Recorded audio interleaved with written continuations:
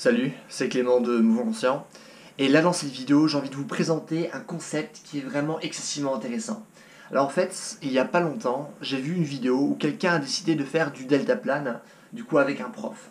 Il se trouve que son prof a oublié de l'attacher au deltaplane. C'est-à-dire que lorsqu'il a commencé à voler, cette personne se retrouvait simplement accrochée avec ses bras et devait attendre pendant, je crois que c'était genre 2 minutes 30, jusqu'à ce que le deltaplane puisse à nouveau atterrir.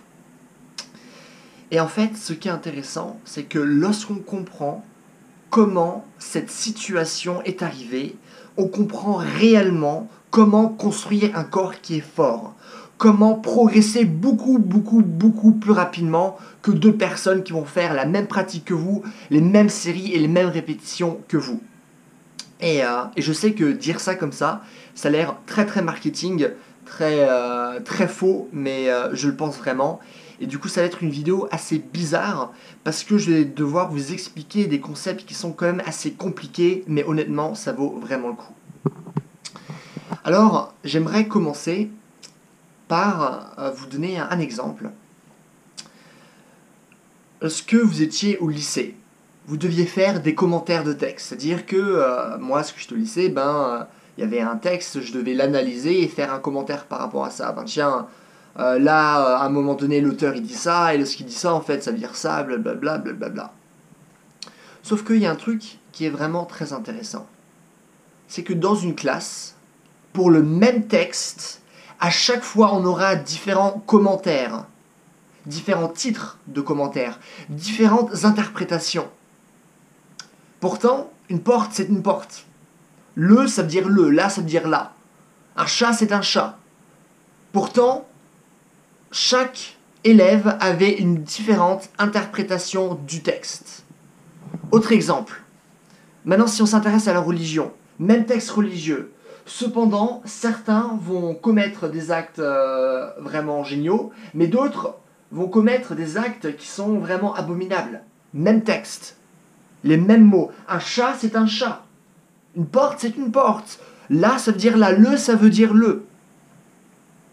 Mais pourtant, des interprétations différentes. Qu'est-ce que ça veut dire? C'est-à-dire que la vérité est profondément ancrée dans le langage. C'est ça que ça veut dire. Ça veut dire que chaque langage accepte une certaine dose de vérité. Ce qui est intéressant, c'est qu'il y a différents langages. Il n'y a pas que le français, par exemple. Il y a l'allemand ou l'anglais. Et du coup, tout le monde qui sait parler plusieurs langues sait que, tiens, il y a des mots en anglais ou en allemand qu'on ne retrouve pas en français. C'est-à-dire que pour ce contexte précis du mot, la langue anglaise ou la langue allemande se rapproche plus de la vérité. Et c'est là que ça devient vraiment très intéressant. Donc, chaque langage a accès à une certaine dose de vérité. Mais si par exemple certains mots sont mieux que d'autres dans d'autres langues, par exemple moi c'est mon cas, je parle 3 langues couramment, lorsque je parle avec 2 personnes qui savent parler les mêmes langues que moi, de temps en temps je vais utiliser des mots anglais ou des mots allemands parce qu'ils correspondent plus à la situation. Et donc ça veut dire que pour ces situations, certaines langues sont meilleures que d'autres, se rapprochent plus de la vérité. Du coup, chaque langue a seulement accès à une certaine dose de vérité. Mais là, à ce moment-là, ça va peut-être vous titiller l'esprit, vous dire, tiens, s'il y a certaines langues qui sont donc plus vraies que d'autres, c'est-à-dire que, du coup, certaines langages sont faux, fausses, est-ce que c'est ça que ça veut dire? En effet, ça veut dire que, en fait, notre langage, peu importe le type de langage qu'on utilise, ne correspond pas à la vérité. Si ça veut dire qu'il y en a qui sont plus vrais que d'autres et que d'autres sont faux, qu'est-ce qui nous dit aussi que ceux qui sont plus vrais, il n'y a pas encore mieux? Ça veut dire que finalement, aucun langage se rapproche de la vérité. Et du coup, la vérité c'est quelque chose qui est blanc ou noir. Soit c'est vrai, soit c'est faux. Et du coup, si soit on se rapproche plus de la vérité ou on s'en éloigne, ça veut dire que aucun langage est réellement vrai. Qu'est-ce que ça veut dire? Ça veut dire que chaque langage n'est pas la vérité, mais un modèle qu'on utilise pour traduire la vérité. C'est-à-dire qu'une porte, ce n'est pas une porte. Une porte, ça n'existe pas, ça n'existe pas. C'est un modèle qu'on utilise pour traduire la vérité. C'est-à-dire qu'il y a plein de choses qui nous entourent, et à un moment on s'est dit, tiens, on va mettre des étiquettes sur chaque putain de choses qui nous entourent, comme ça, lorsque je parle d'une tasse, tu sais de quoi je parle. Lorsque je parle d'une porte, tu sais de quoi je parle. Mais du coup, la porte, ça n'existe pas. La tasse, ça n'existe pas. Un mur, ça n'existe pas. C'est des modèles, des nomenclatures, des étiquettes qu'on a créées, donc des modèles qu'on a créés pour traduire ce qui nous entoure. Sauf que dès qu'on commence à traduire, eh ben, il y a des choses qu'on peut dire ou ne pas dire. Et du coup, à chaque fois, on ne pourra pas dire toute la vérité. C'est pour ça que chaque langage est profondément faux, ne correspond pas à la vérité. Et du coup, le langage est un modèle. Pourquoi je vous dis ça? Maintenant, on va rapporter ça au sport. Donc désolé, là, j'étais obligé de faire une longue intro pour vous expliquer ça, mais là on va le rapporter ça par rapport au sport, par rapport à la préparation physique, par rapport au mouvement. Si maintenant je demande à 10 personnes de sauter, aucune de ces personnes va sauter de la même manière. Chaque personne va sauter de manière différente. Pourtant j'ai demandé à tout le monde de sauter. Mais personne ne saute de la même manière. C'est-à-dire qu'on utilise un langage, on utilise un modèle, qui est suffisamment proche, quand même, pour qu'on puisse savoir, bah, tiens, un saut, c'est ça. Parce que je parle de sauter, et bah, vous ne me parlez pas d'une guitare. Du coup, c'est quand même assez proche. Mais c'est quand même assez éloigné pour qu'on puisse avoir différentes interprétations de texte, de langage, de saut, comme personne va sauter de la même manière. Et donc, pourquoi je vous ai parlé de l'exemple du deltaplane au début? C'est-à-dire que le gars, il n'est pas accroché avec un système de sécurité. Du coup, il est obligé de s'accrocher à la force de ses bras. À la force de ses bras, de ses avant-bras, de ses mains, de tout. Il est obligé de s'accrocher comme ça pendant plus de 2 minutes. Et il est resté comme ça tout le temps, juste accroché, essayer de tenir le plus longtemps. Et du coup, à cause de ça, il a eu, je crois qu'il y a une partie de son biceps qui s'est, par la suite, qui s'est déchiré, et d'autres trucs, je me souviens plus de toutes les blessures qu'il avait.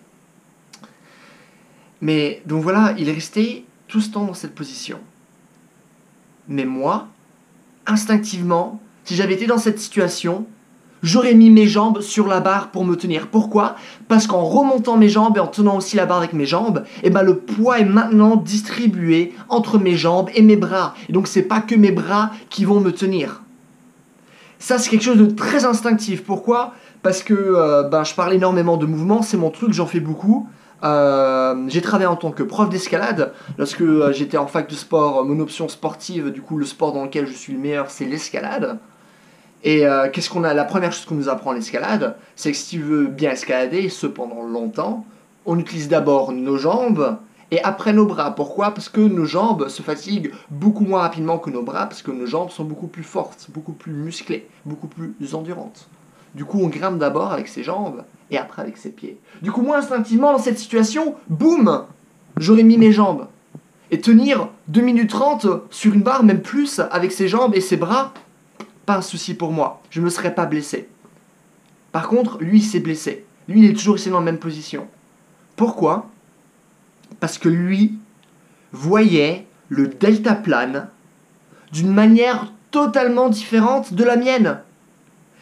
Le même objet, le même putain d'objet, mais l'interprétation est différente parce que notre modèle de la vérité est différent. Il a un différent modèle. Qu'est-ce que ça veut dire? Ça veut dire que certains modèles sont meilleurs que d'autres. Là, en l'occurrence, mon modèle est beaucoup meilleur que le sien. Lui, il aurait pu mourir à cause de son modèle. Moi, je me serais pas blessé. Je suis pratiquement sûr que je ne me serais pas blessé. Après, je suis pas dans cette situation, on ne sait jamais ce qui peut arriver, mais de ce que je peux imaginer, là maintenant, je me dis, instinctivement, j'aurais mis mes jambes. C'est la première chose à laquelle j'ai pensé lorsque j'ai vu cette vidéo, vraiment à la première seconde, première chose qui m'est venue à la tête. Mets tes jambes en haut, distribue le poids. Donc certains modèles sont meilleurs que d'autres. Ça veut dire que vous, par exemple, si vous regardez mes vidéos sur la préparation physique, sur le mouvement, c'est-à-dire que vous voulez rapprocher votre modèle du mien en ce qui concerne ce domaine précis. C'est pour ça que vous regardez mes vidéos. C'est pour ça qu'on veut des coachs. C'est pour ça qu'on va à la fac. Pour avoir des perspectives, pour collecter des perspectives. Parce que c'est en ayant justement une plus grande perspective qu'on progresse. Parce que le coach nous dit « Ah non, là, ton bras il n'était pas assez rapproché de toi et c'est pour ça que tu as perdu le point. » Ah tiens, grâce à ça, maintenant j'ai un modèle qui représente davantage la vérité. Parce que le langage, c'est juste un modèle qu'on utilise pour traduire la vérité. Mais ce n'est pas un modèle précis, parce qu'on a vu que le langage est faux, fondamentalement faux. Du coup, en collectant nos perspectives, nos modèles deviennent de plus en plus précis, deviennent de plus en plus en accord avec la réalité. Et donc, ce que je vous invite à faire là maintenant, et c'est ça qui va vous faire beaucoup progresser, en force, en mouvement, en préparation physique, partout, c'est d'analyser vos modèles. Qu'est-ce que je veux dire par là? Parce que dire ça, oui, analyse tes modèles, ça a l'air simple. N'analysez pas la manière dont vous sautez. On s'en fout. Ne vous prenez pas en vidéo. Ah tiens, ah ouais là ce que je saute pas assez haut. Ah tiens, ah mon bras il fait ça, machin truc. Non. Analysez le modèle qu'il y a derrière le saut. Qu'est-ce qui se passe lorsque vous regardez ce saut, lorsque vous sautez? Quelles sont les images que vous avez dans votre tête? Quelles sont les pensées? Essayez donc de traduire ce saut qui n'existe pas, parce que le saut c'est un langage. Ah je saute, qu'est-ce que ça veut dire? Ça veut rien dire du tout. Mais essayez de trouver le modèle qu'il y a derrière ce saut. Analysez vos modèles. Parce qu'en analysant vos modèles, vous allez avoir la perspective. Et en ayant du coup plus de perspective, on a dit avant que la perspective, c'est ça qui nous fait progresser.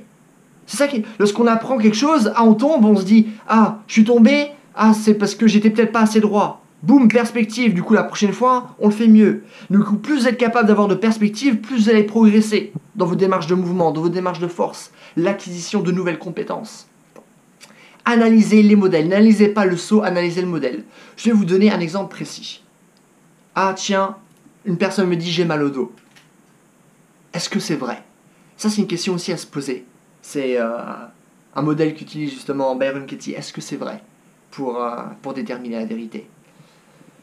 Parce que, par exemple, vous allez vous dire « Ah, j'ai mal au dos. » Mais c'est faux. Vous avez des sensations. Vous avez des sensations précises. Sauf que vous avez fait un jugement par rapport à ces sensations. Donc vous avez utilisé un modèle. Et la conclusion de ce modèle, c'est « Ah tiens, ces sensations, du coup j'ai mal. » Et vous dites « J'ai mal » au lieu de dire « J'ai ces sensations. » Du coup, le modèle qui est intéressant, c'est d'avoir les sensations. Autre exemple. J'ai mal au dos. Parce que j'ai une mauvaise posture. Tiens, là c'est un modèle très mauvais. Pourquoi? Parce que, du coup, votre modèle de la vérité, c'est déjà les sensations, ça c'est la vérité.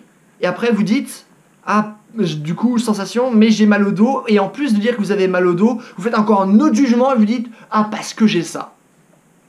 Sauf que, lorsque vous dites ça, j'ai mal parce que, 3 petits points, et ben vous fermez le modèle, ça devient la vérité. Vous avez mal parce que j'ai mauvaise posture. Et du coup, vous fermez à la possibilité d'autres vérités qui pourraient expliquer votre mal de dos.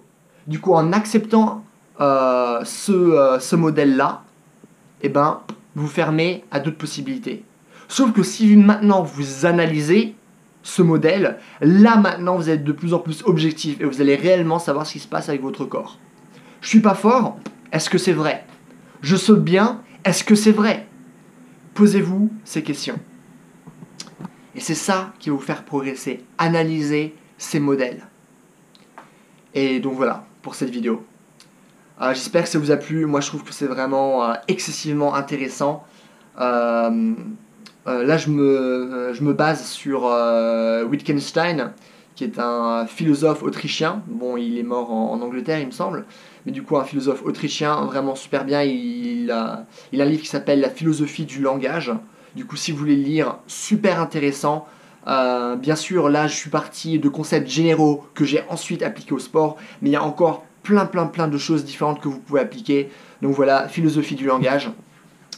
Et voilà pour cette vidéo. Si vous avez des questions de ce que vous ne comprenez pas, posez-moi tout dans les commentaires. Si vous avez aimé la vidéo, n'hésitez surtout pas à me mettre un j'aime et à me dire si vous avez aimé la vidéo, surtout pour ce genre de vidéo, parce que c'est beaucoup moins palpable que d'autres vidéos, mais ce genre de vidéo me fait aussi vraiment plaisir et je pense que c'est très important pour réellement comprendre notre monde, la manière dont on bouge, la manière dont on progresse avec notre corps. Et donc voilà, n'hésitez pas aussi à vous abonner si ce n'est pas le cas, si vous tombez sur cette vidéo par hasard, même si ça m'étonnerait quand même. Mais donc voilà, si vous voulez un programme de sport, de mouvement, de préparation physique qui va réellement vous apprendre à développer votre corps dans sa globalité, vraiment développer toutes les qualités physiques, vous pouvez aller voir sur mon site. Donc voilà, en attendant, passez une bonne journée, bye.